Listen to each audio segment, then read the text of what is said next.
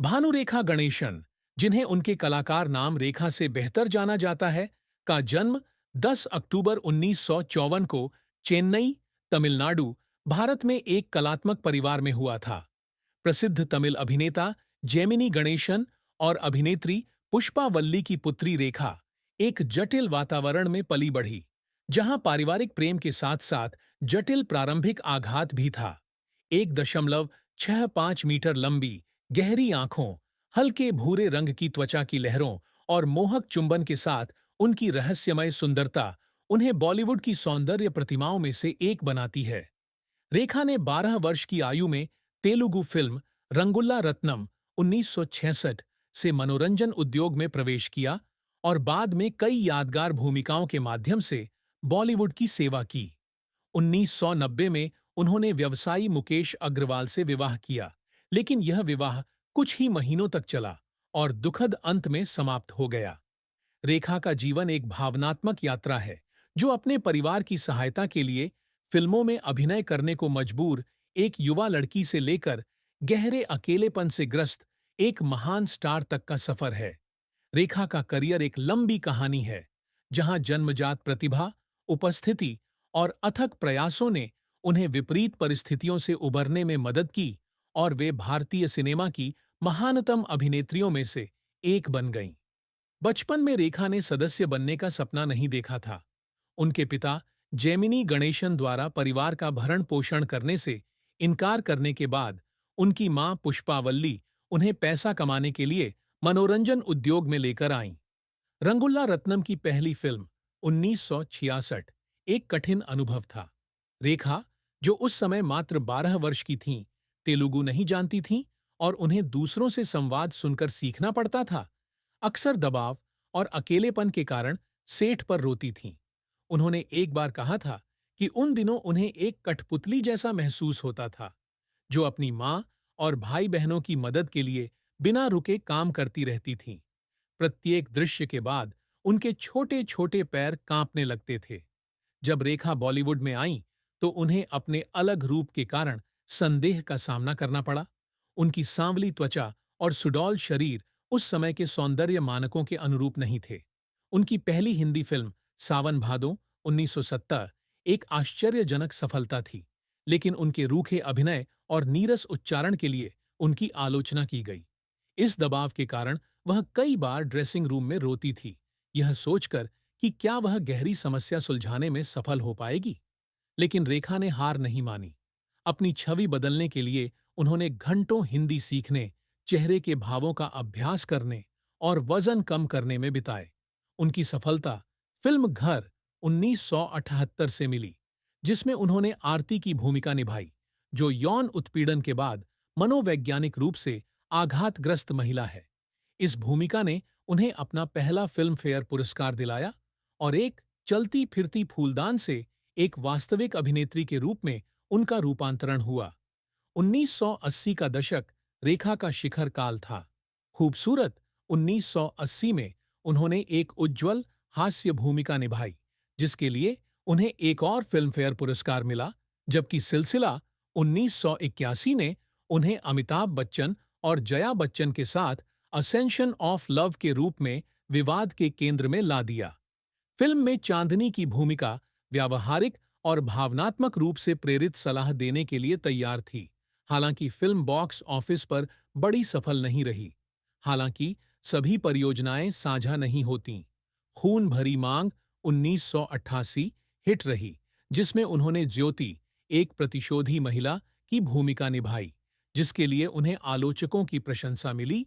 लेकिन लज्जा 696 और आस्था 1997 बुरी तरह असफल रहीं, जिससे उनकी भूमिका चुनने की क्षमता पर संदेह होने लगा। उन्होंने एक बार कहा था कि लज्जा की असफलता के बाद वह बांद्रा स्थित अपने अपार्टमेंट में अकेली बैठी समुद्र को देखती थीं और उन्हें लगता था कि उनकी चमक खत्म हो गई है। रेखा की वापसी पहले की तरह उज्ज्वल नहीं थी, लेकिन उन्होंने कृष 2006 और शमिताभ 2015 में सहायक भूमिकाओं के साथ अपनी छाप छोड़ी। यद्यपि बढ़ती उम्र के कारण वह पर्दे पर कम दिखाई देती है, फिर भी उनमें शास्त्रीय नृत्य के प्रति जुनून बरकरार है और वह सांस्कृतिक कार्यक्रमों में भाग लेती हैं। उनके प्रयास मंच पर ही नहीं रुकते। उन्होंने उमराव जान 1991 में अपने दृश्यों को बेहतर बनाने के लिए नृत्य के उस्तादों से नृत्य की शिक्षा ली। इस भूमिका के लिए उन्हें राष्ट्रीय पुरस्कार तो मिला, लेकिन सेट पर वे काफी थक भी गईं। रेखा ने एक बार कहा था कि हर भूमिका एक लड़ाई है, और उन्होंने जो आंसू बहाए वे न केवल दर्द के कारण थे, बल्कि खुद पर काबू पाने के गर्व के कारण भी थे। रेखा के जीवन में सबसे बड़ा दुख दशकों तक चला अकेलापन था, जो बचपन के आघात और उनके पति मुकेश अग्रवाल की मृत्यु से उपजा था। एक टूटे-फूटे परिवार में जन्मी रेखा को अपने पिता जेमिनी गणेशन से कोई प्यार नहीं मिला, जिन्होंने कई वर्षों तक उन्हें सार्वजनिक रूप से स्वीकार करने से इनकार कर दिया। उनकी मां पुष्पावल्ली, जो दृढ़ इच्छा शक्ति वाली लेकिन शराबी महिला थीं, ने रेखा को छोटी उम्र से ही काम करने के लिए मजबूर किया, जिससे उनका बचपन और बिना शर्त प्यार पाने का एहसास उनसे छीन लिया गया। उन्होंने एक बार बताया था कि जब वह बच्ची थीं, तो अक्सर अपने पिता के दरवाजे के सामने खड़ी होकर उम्मीद करती थीं कि एक बार उनके पिता उन्हें गले लगा लेंगे, लेकिन बदले में उन्हें केवल उदासीनता ही मिलती थी। इस दर्द ने उसके दिल पर गहरा घाव कर दिया, जिससे वह हमेशा एक असली घर की चाहत रखती थी। सबसे बड़ा झटका 1990 में लगा, जब उनके कुछ ही महीनों के पति मुकेश अग्रवाल ने उनकी शॉल से फांसी लगाकर आत्महत्या कर ली। मुकेश, एक सफल व्यवसायी जो अवसाद से पीड़ित था, ने एक सुसाइड नोट छोड़ा, जिसमें रेखा को दोषी नहीं ठहराया गया था। लेकिन फिर भी रेखा ने खुद को बढ़ावा दिया। उन्होंने एक बार कहा था कि जिस दिन उन्होंने उसे दिल्ली स्थित अपने अपार्टमेंट में पाया, वह दर्द से चीखने लगीं और इतना रोईं कि उन्हें बहुत दर्द होने लगा। मुकेश की मृत्यु न केवल एक व्यक्तिगत क्षति थी, बल्कि इससे उनके प्रति दुर्भावना का माहौल भी पैदा हो गया। प्रेस ने उन्हें विधवा करार दिया। यह दुख तब और भी गहरा हो गया जब उसे एहसास हुआ कि उसे वह पारिवारिक खुशी नहीं मिल सकी, जिसका उसने हमेशा सपना देखा था। रेखा बांद्रा के एक अपार्टमेंट में अकेली रहती है। अक्सर वह बिना किसी ध्यान के समुद्र की ओर देखती रहती है। उनकी आंखें उदासी से भरी होती हैं, जैसे कि वह जीवन भर का अकेलापन ढो रही हो। रेखा का लव एंड मैरिज एक उथल-पुथल भरा शो है, जहां सच्चे प्यार की इच्छाएं हमेशा क्रूर भाग्य से विफल हो जाती हैं। मुकेश अग्रवाल से शादी करने से पहले रेखा एक विवादित रिश्ते में रह चुकी थीं। अमिताभ बच्चन के साथ उनका रिश्ता सबसे मशहूर है, जिसकी शुरुआत दो अनजाने 1976 के सेट से हुई। वे मुकद्दर का सिकंदर 1978 और सिलसिला 1991 जैसी फिल्मों के जरिए जल्द ही पर्दे पर एक सुनहरे जोड़े के रूप में स्थापित हो गए। लेकिन वास्तविक जीवन में उनका प्यार दिल टूटने से भरा था। जब अमिताभ की जया बच्चन से शादी हुई, तो वे अपने परिवार को नहीं छोड़ सके, जिससे रेखा को अधूरे प्यार के दर्द में रहना पड़ा। उन्होंने एक बार स्वीकार किया था कि कई रातें ऐसी भी थीं जब वह अपने कमरे में बैठकर उन दोनों की साथ में ली गई तस्वीरों को देखती थीं और रोती थीं, क्योंकि वह जानती थीं कि वह कभी उनका नहीं होगा। यह दुख तब और गहरा गया जब सार्वजनिक रूप से उनकी तीसरे व्यक्ति के रूप में आलोचना की गई। हालांकि उन्होंने कभी भी अमिताभ की सार्वजनिक रूप से निंदा नहीं की।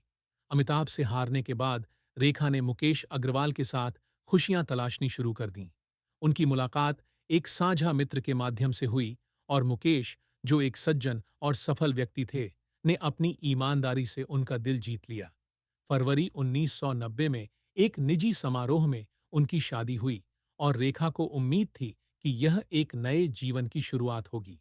लेकिन महज 7 महीने बाद मुकेश ने आत्महत्या कर ली, जिससे वह अपूरणीय दुख में डूब गई। रेखा ने एक बार कहा था कि उन्होंने इस विवाह के बारे में जानने की कोशिश की, उनके दुख को कम करने के लिए घंटों उनसे बात की, लेकिन असफल रहीं। प्यार में उसका सबसे बड़ा दुख न केवल मुकेश को खोना है, बल्कि भाग्य द्वारा प्यार करने और प्यार पाने के अधिकार से वंचित होने की भावना भी है।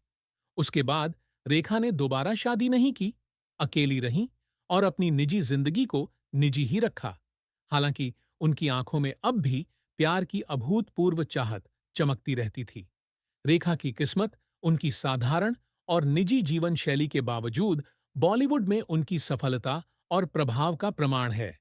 2025 तक उनकी कुल संपत्ति लगभग $80 मिलियन होने का अनुमान है। उनके पास मुंबई के बांद्रा में एक आलीशान अपार्टमेंट है, जिसकी कीमत लाखों डॉलर है, जिसमें समुद्र का नजारा दिखता है और जिसकी अंदरूनी सजावट विंटेज वस्तुओं से की गई है, जो उनकी परिष्कृत पसंद को दर्शाता है। इसके अतिरिक्त खंडाला में उनका एक अवकाश गृह भी है, जहां वह अक्सर शहर की भीड़भाड़ से दूर शास्त्रीय नृत्य पर ध्यान केंद्रित करने के लिए आती हैं।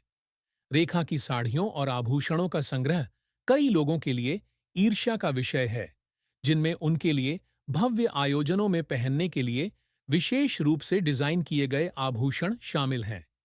रेखा ने अपने अभिनय करियर से लाखों डॉलर कमाए हैं।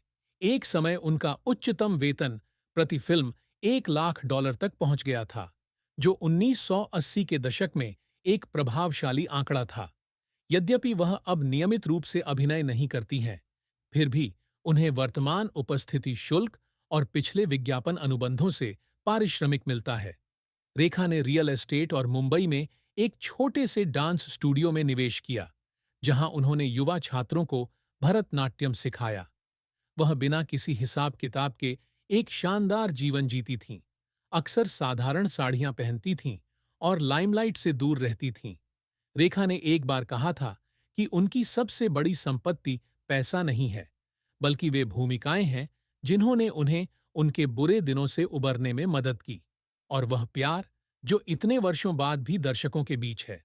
रेखा का परिवार हालांकि अब उनके करीब नहीं है, लेकिन उनके दिल में हमेशा उनके लिए एक विशेष स्थान रखता है, खासकर तब जब बात उनके दुख की आती है। मुकेश की मृत्यु के ठीक एक वर्ष बाद 1991 में उनकी मां पुष्पावल्ली का निधन हो गया, जिससे रेखा गहरे शोक में डूब गईं। मरने से पहले पुष्पावल्ली ने किसी को बताया था कि अपनी बेटी को अकेले देखकर उन्हें बहुत दुख होता है। रेखा एक बच्ची थी, लेकिन जीवन उसके लिए बहुत कठोर था। काश मैं उसे एक असली घर दे पाती, उन्होंने एक बार अपनी मधुर आवाज में कहा था।